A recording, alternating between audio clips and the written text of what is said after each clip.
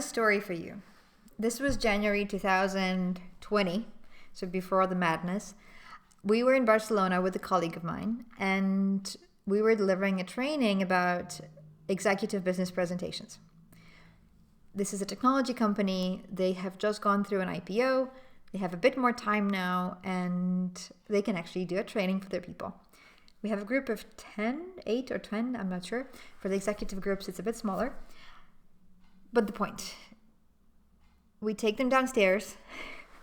We take the camera, because for these presentation trainings and executive presentation trainings, everything's recorded.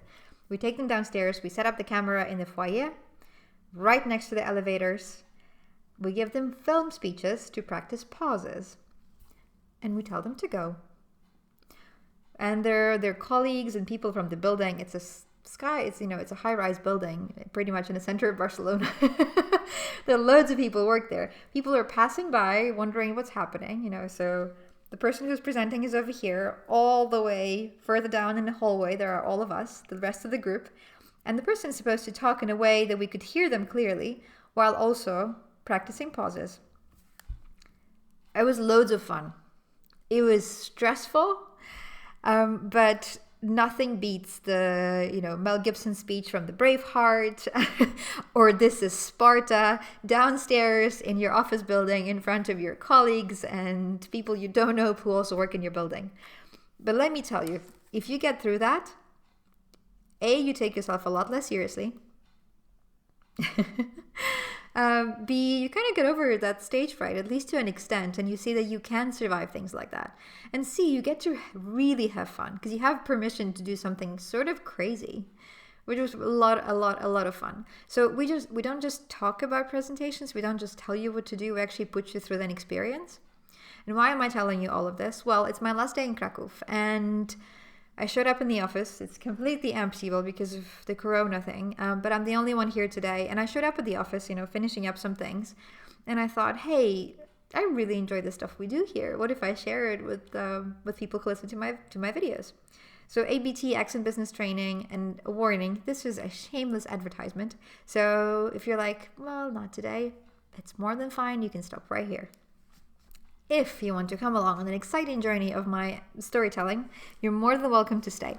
So Accent Business Training is a Krakow-based company that finds professionals who used to work in business, in corporate, and brings them on board for their skills in a particular area, gives them the training around training, how to deliver a particular kind of material, how to deliver particular content, what works, what doesn't work, what to pay attention to.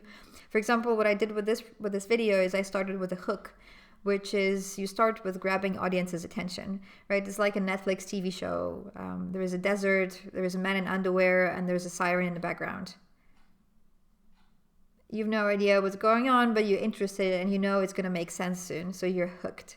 And it's similar in these sort of settings, it's similar with learning the stuff that ABT teaches. It's all about practical application. It's all about doing things hands-on. It's all about getting up and presenting, or getting up and negotiating, or writing emails again and again and again, so that a North Englander with a very particular sense of humor can give you precise feedback about what you're doing well and what you could improve.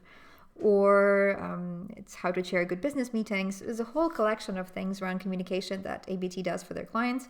Some of the things I've participated in is presenting analytical data, powerful business presentations, communication across cultures, as well as some tailored solutions. For example, doing a one-day sort of an offsite for leaders in one of the big American IT corporations, doing things connected to design thinking and figuring out what they can do to have the supply chain and the sales part of the business work better together. So there are many different things a company is able to offer, but specifically the main thing is 2-3 week programs for about 10 to 12 people from your company. And right now we're pretty busy. So I'm just finishing one training with Electrolux. We're going into another. Some of the clients are big global banks, Electrolux Motorola Solutions. I'm working with Amway, with Amway, with Herbalife, with UBS and so on. There's a whole bunch of companies that we work with, and it's really interesting, and it's such a privilege to be able to go into a company. And now ABT's been on the market for 10 years, so there's also a sort of reputation, and there's also credibility that comes with that, and it's incredible to see how people open up, how people trust, and to be able to see different environments and settings, in the shared service center industry, especially since I used to be on the other side. I used to be the participant, and now I get to see what it's like to create these trainings. And I'm tweaking and playing and with things, and I try to turn trainings into learning experiences, depending on who it's for and what the goal is. But the stuff they do here is really good. I wouldn't be here if I didn't think their stuff was really good. So the reason I'm telling you that is we're fully booked right now until about July. And then myself and my colleagues would like to have a couple of, at least 2 months off, to enjoy whatever we're going to get outside of lockdown. But then September, October, November, if you're thinking of something for your people, or if you're thinking of, what we could communicate better, then please reach out, and one of our project managers, Asha and Asha, will make sure you feel cared for and you're attended to, and we can find a solution that works for you.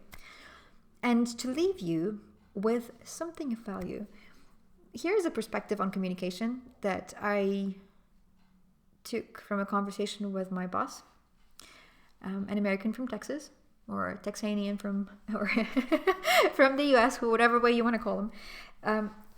Like when you put together a building in the beginning, so say you're building an office, you're building a shared service center, and you put a building together, and you need to make sure to put the infrastructure in, the so-called HVAC, I think, heating, ventilation, and air conditioning. Interestingly enough, when you're building an organization, when you're building a body of people, when you're building a shared service center, you need to do the same in terms of communication. How we communicate, what are the channels, how we talk to each other, how hierarchical are we? And we don't learn that. We don't learn how to send Skype messages that actually get things done. We don't learn how to write emails in school. We try to learn how to do presentations in university, but at least in this part of the world, most of what I've seen is you just you slap everything on the slide and you just read it. And it's interesting that it's almost like it's for granted that we should know how to communicate.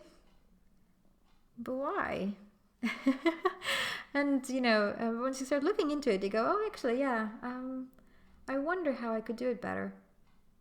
And something I love about my trainings is when I see this goodwill, this sort of like, I really do want to do things better, I just don't know how. And then you come in with a training, and then you show them, hey, well, there is this way and this way and this way.